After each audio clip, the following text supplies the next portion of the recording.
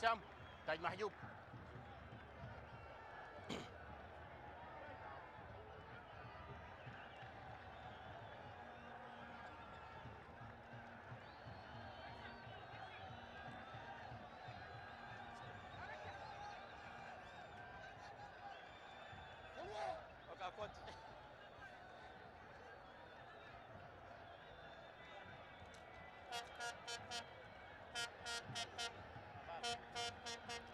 نعم ماجد، بالتأكيد هي فرحة جماهيرية كبيرة هنا في ملعب الخرطوم.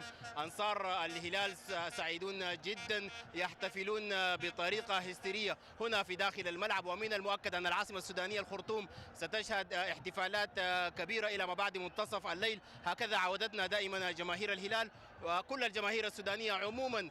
صاحب الهدف الوحيد فارس الرهان في هذه المباراة اللاعب صلاح الجزولي. صلاح مرحبا بك، ألف مبروك. ما هو إحساسك وأنت يعني صاحب الهدف الوحيد في هذه المباراة؟ بسم الله الرحمن الرحيم، والصلاة والسلام على سيدنا محمد وعلى آله وصحبه أجمعين. في البداية نحيي جمهور السودان كل الهلال بصفة خاصة، ونحيي اللعيبة برضو اللي وقفوا معي وتكلموا معي كده.